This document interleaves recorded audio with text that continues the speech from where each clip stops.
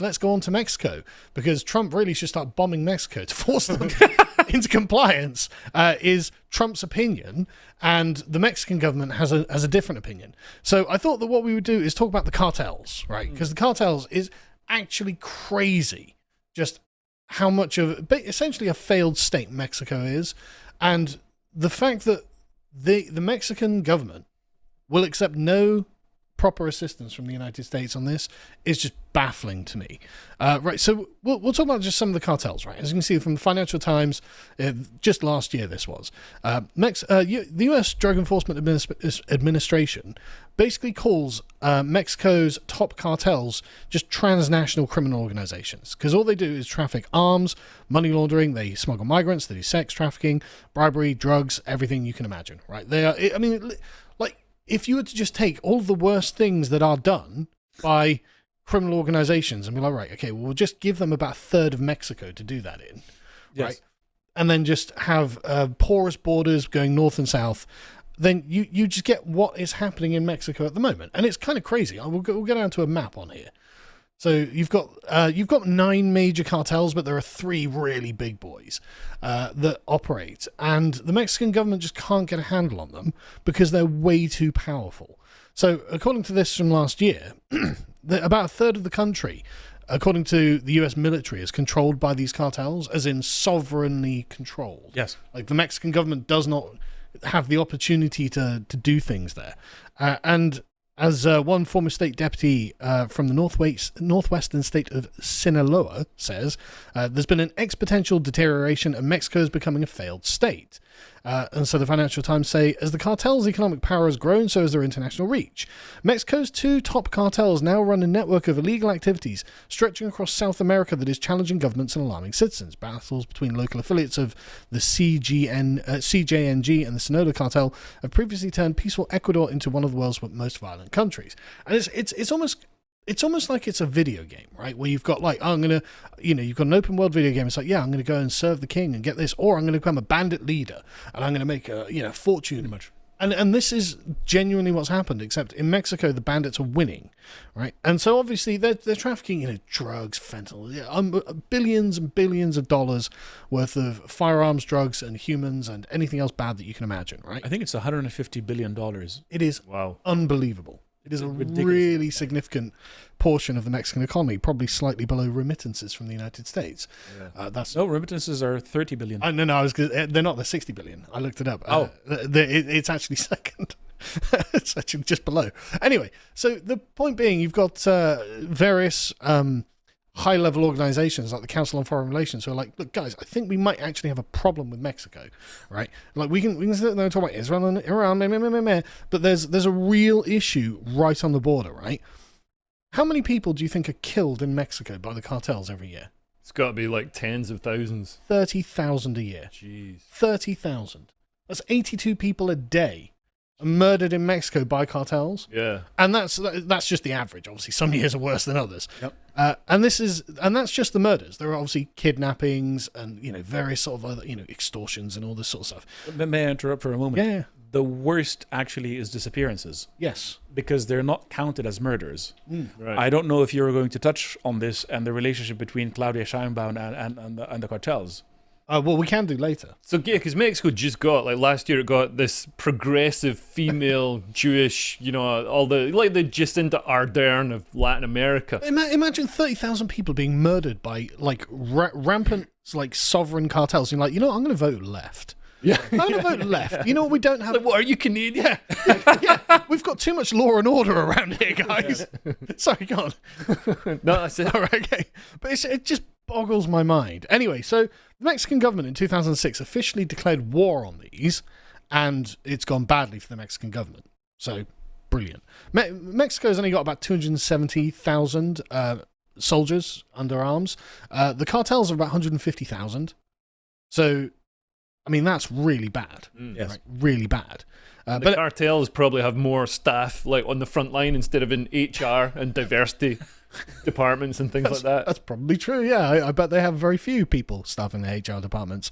But anyway, so this has been going on for 20 years, and the previous president, Andres Manuel Lopez Obrador, announced the creation of a new National Guard in 2019, but the tactics, as the Council of Foreign Relations tell us, failed to curb the violence. The homicide rates dropped marginally, but it's still well over 30,000, and Mexico's 2024 general election was the most violent in decades. Attacks on journalists have continued at record highs. One journalist is murdered a week in Mexico, which I'm not going to make a joke about. And, of course, any anti-corruption reforms have floundered. And so if you look at the 2024 Mexican election, it's kind of mad that 60 politicians were assassinated during the campaign. Jeez. 60.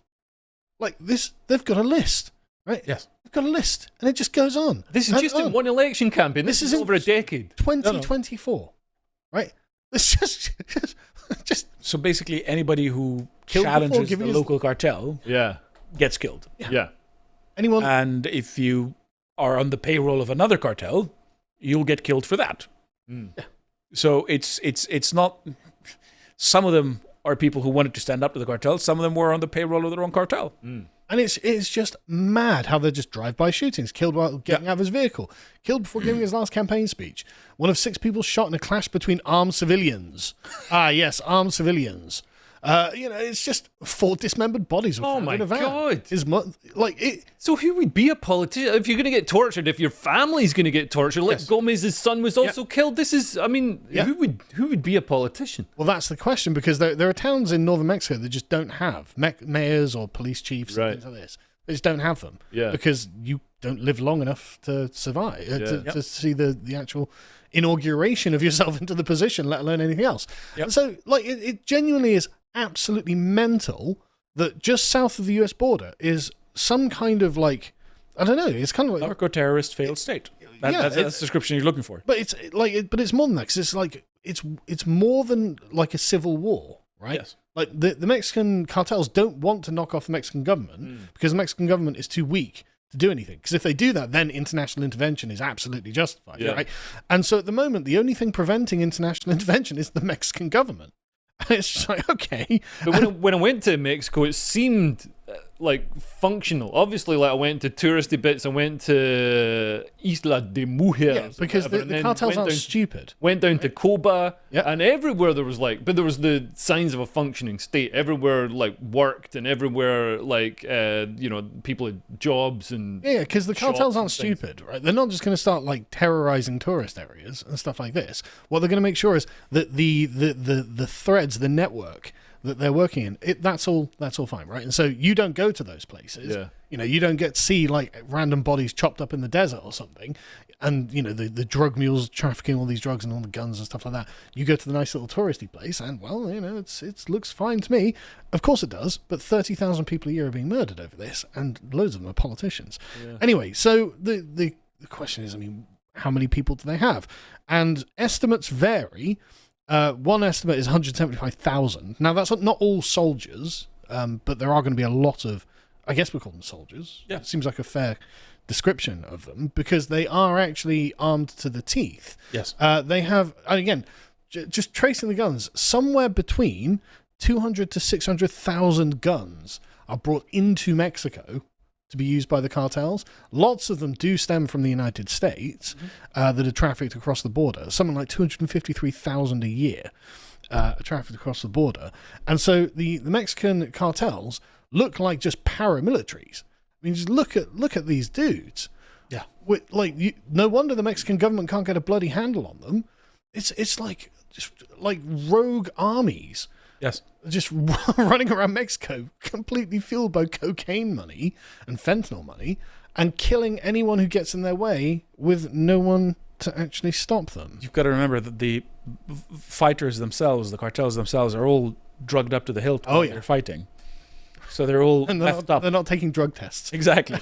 No, They're all methed up while they're fighting. Yeah. Meaning that they're sort of, fearless super soldiers attacking the military and doing these insane, horrific things. They've got sniper rifles, they've got body armor, they've got RPGs. In fact, Some anti-tank weapons. I was going to say they've got anti-tank weapons. Recently, they actually shot down a Mexican military helicopter, which is the first time they've actually taken out a proper piece of military armament. Yeah. And so that's going to be obviously something they're like, oh right, we can actually just start winning battles against the Mexican military. And the Mexican military's always been terrible anyway.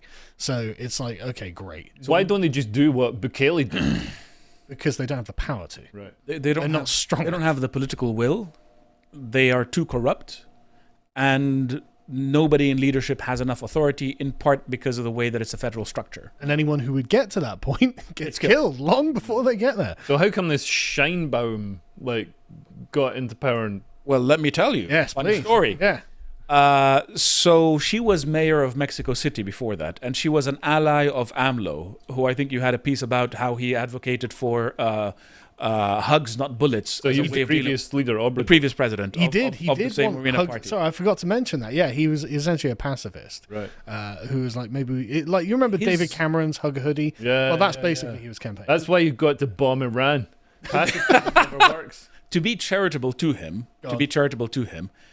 it was conceivable that he thought that bringing the cartels into the legal economy would stop them being in the illegal economy, try to make aristocrats that's out true, of yeah. drug barons. Technically, definitionally true. It's but is that a conceivable, good but idea? it was not going to happen. So he in any effectively way. sort of decriminalized the drug trade. He decriminalized the cartels Right. and decided not to fight them. Right. And then this lady was mayor of Mexico City and his anointed successor, and she had a problem because the murder rate in Mexico City was too high. She managed to bring the murder rate down. How did she do that? The disappearances rate went through the roof. The cartels decided to do her a solid and to disappear the bodies of the people that they were murdering. No way. So This bad, is man. how vicious these people running yeah. Mexico are. This is how evil they are. But her image, her public image is all like, oh, we're going to be Because- so woke. I wouldn't buy a journalist in a slave market for $2 to free him. Yeah. That's because that's what the media is. And we're not even going into detail about like the tortures and the revenge killings and stuff like that. It's genuinely like, when Bukele's like, look, these are the worst people on earth and I'm going to put them in jail. Yeah. Well, they're the same people basically. He's too kind for putting them in jail. I agree. Half of them should easily be executed. I agree totally. So these are the people who are effectively running the country right on America's doorstep. Yeah. And apparently the Americans would have bombed Iran. Yeah, well, that's not. Well, no, hang on a second, right? So, Can't we bomb both? well, that's Can't basically we just be egalitarianism at its best? Let's bomb everyone. Trump was like, look, we've got enough bombs for everyone, to be honest. Trump did suggest this back in 2019, right? But AMLO was like, no, how dare you, sir, suggest you come and help us with this terrible cartel problem. Presumably he had a gun at his back or something. But no, they rejected it. I mean, Trump was like, look, we can just send special forces in because unlike Mexico, America's army is actually capable of winning wars, winning battles. AMLO said, cooperation, yes, intervention, no. And it's like, look, man, right? Anything that is done with the Mexican state is going to be an intervention because you're not really capable of projecting power across your own territory. Yes. Or, like... They can't control Mexico City. No, Mexico's navy has never won a battle. Right? It's never won a naval engagement. Like, their army, if you look at, like, the military history of Mexico, it is catastrophically bad. They lost California. They lost Texas. They lost wars that they started with the United States. Like they've just got a long cavalcade of failure, and because it's always been essentially it's an ex-Spanish imperial state, right? So the Spanish are crap. Look I always what you've wondered inherited. about Latin America. I'm not coming on. They're terrible. How come Latin America hasn't seen? I mean, Argentina used to, I guess, but it hasn't seen the same sort of level of success as America. Institutions, Spanish institutions. Right. That's why. It's a long conversation I won't get into, but the point is Mexico can't do anything about it itself, right? And so Trump in 2019 was like, look, we can just designate these drug gangs as terrorist groups, then go in and just bomb them, and just get our special forces come in, clear them out, just shoot them all, and then Mexico can actually have sovereignty over its own territory. And they said, no, how dare you, sir, suggest that we're not capable of doing this? Yes. And so 5 years later, Trump's still like, hang on a second, you haven't dealt with this. 5 years later is 150,000 dead people. In fact, it's probably more than that. But like the point being, Trump's like, look, we can still do this. And so, last year, do you want to do it? And so then Scheinbaum comes in and she's like, no, I don't want help. And it's like, what is wrong with you? Right? This is a literal quote from Scheinbaum. I told him, no, President Trump, our territory is inviolable. Our sovereignty is inviolable. No, it's not. Like, have you told the gangs this? Have you tried explaining this to the gangs?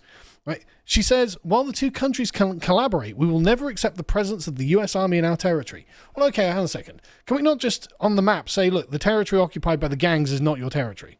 Because then it's not such a problem, right? But that's most of Mexico. Sorry? That's most of Mexico. Okay, yeah. So sort of, Yeah, that's true. That means that Mexico doesn't really exist. you're sovereign over the presidential palace.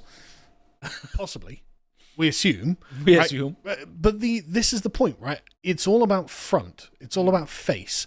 No, I would rather 30,000 people a year die than have the American army come in and clear out these cartels, because that makes me look weak and embarrassed. It's like, but you are weak and embarrassed. Yes. And your pride is getting and it's not just hers, it's every Mexican bloody administration, is getting tens of thousands of people killed and allowing the worst outgrowth of vice to enrich itself and essentially just take over the country. Yes. So it's crazy how this kind of like old world style pride is being actually responsible for the ruination of a major country. And is like the majority of the money for the cartels coming from the sale of cocaine in America? Is that, or is It's not just cocaine, Meth, all sorts of amphetamines, people Right. trafficking, people trafficking. all of the fentanyl. worst things you can imagine being done. yeah. Yeah. And yeah, they're getting unbelievably rich off it. Can't they do something to stop the sale? Like, if you intercepted some shipments of cocaine and put like drugs in them that change your gender, then nobody's going to want to do. He's like a few lines and I don't know, it might be popular in California. Right? It might make it yeah. worse. What if it stops? What if it blocks? Put something in it that blocks gender transition drugs. What if you're putting And then testosterone nobody- in it? Yeah. Put testosterone in it. Make it more manly. Yeah, make people manly, and it'll give them lots of energy. Yeah. You'll have the super race for the future. Well, I mean, all they did is just make the drugs legal, so you know, Right. that doesn't solve the Or, problem. or decriminalizing drugs so people aren't buying them off the cartels. Although obviously the cartels would then Well, just they- go into They'll legal. just yeah, they didn't blow work. up everybody who tries to sort of not Yeah. take their They, supply. they did try that; it just didn't work. So yeah. Anyway, the point being is that Trump recently was like, "Look, we can still help you," because I mean, Trump's completely right. I love the way that Trump speaks. Right? He's like, the cartels are horrible people. They've been killing people left and right, and they've made a fortune on selling drugs and destroying our people. The president of Mexico is a lovely woman, but she's so afraid of the cartels she can't even think straight. I mean, true. There was no debating that. Yeah, there's absolutely. There's really no debate Trump about is so on the money, and the situation in Mexico is so bad that honestly, I'm at the point now where it's like, look, Trump, if he clearly, you know, he's in his last time, he wants to be a bit of an imperial president, right? It's like, yeah, I'm going to annex Canada. It's like, well, okay, but you could actually do some good on your own southern border by just, you know, sending a Annexing Canada would be good. Oh God, Annexing Canada. just have another If he'd Democrat have- state. If he'd have just walked in instead of like, you know, being like, we're Instead gonna of annex announcing you. it. If he'd have said like, hey, Alberta, do you want to join? Does anybody want to join America? We'll allow you to join as a, you know, create some sort of, you know, EU style, you know, do it softly, like China's doing with the east of Russia. It's just opening up economic avenues, and you know, then suddenly all the menus are in Mandarin and stuff, and before you know it, oh, what do you know? They've got Manchuria back, and they didn't have to fire a gun. The point being, though, if Trump actually wanted to do something useful in another country, this would be it, I think. Yes. And it'd be good for America as well. Yes. Like, I mean, destroying the cartels. Like, how many people a year die of It would fentanyl? be good for humanity, man. Just Absolutely. killing gangsters is good. Yes. Full stop. Anyway, Also, who'd take fentanyl and stuff like that? It's such grim. Like, drugs are so, like, just grim and a waste of time, you know what I mean? Yeah. Sizzlestone says, all of this really puts into focus what Scheinbaum meant when she said, we will mobilize if Trump taxes remittances. Yeah, I did enjoy that threat. It's like, you're going to mobilize what? You know, you're going to mobilize nothing. You have nothing. You're not going to do anything.